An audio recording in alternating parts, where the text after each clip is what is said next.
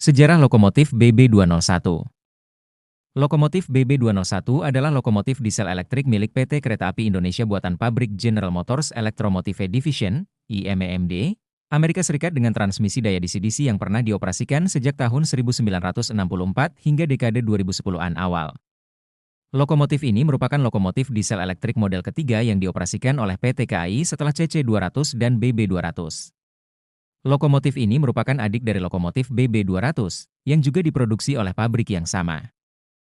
Lokomotif ini memiliki daya mesin sebesar 1063 kW, 1426 HP, dengan susunan gandar, A1A, A1A, yaitu dengan 2 bogie dengan 3 gandar, tetapi masing-masing hanya 2 gandar yang digerakkan oleh motor traksi.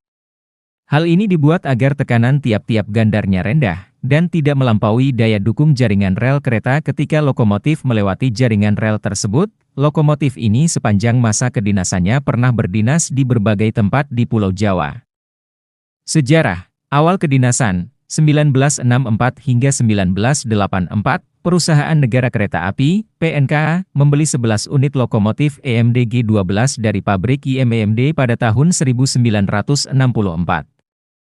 Pada mulanya, lokomotif ini dialokasikan di Depo Lokomotif Bukit Duri, kini Depo KRL, untuk pelayanan kereta api penumpang dan barang. Kereta yang ditarik BB201 melayani rute Jakarta-Yogyakarta PP dan Jakarta-Sukabumi PP.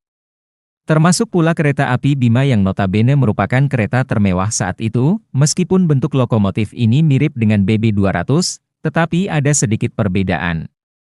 Daya mesin dan kecepatan untuk lokomotif ini lebih besar daripada BB200, yakni 1063 kW, 1426 HP, dan mampu berlari hingga 120 km/h, 33 mpes.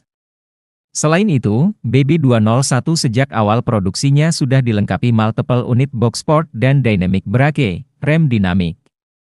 Sedangkan BB200 belum ada fasilitas tersebut. Meskipun beberapa waktu kemudian BB200 dilengkapi dengan dynamic brake. Posisi rem parkir BB201 ada di dalam sisi kiri kabin masinis menghadap ke short hood, sedangkan BB200 di sisi kanan. Selain itu, tidak ada plat nomor di sisi kiri dan kanan lampu depan pada kedua ujungnya.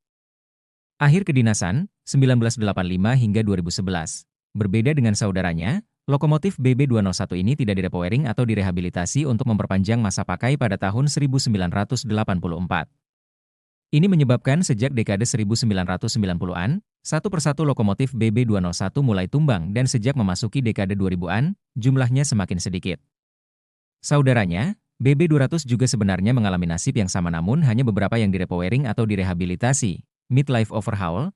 Maka memasuki dekade 2000-an BB200 masih cukup sering berdinas pada banyak jenis kereta, termasuk kereta barang cepat sekalipun.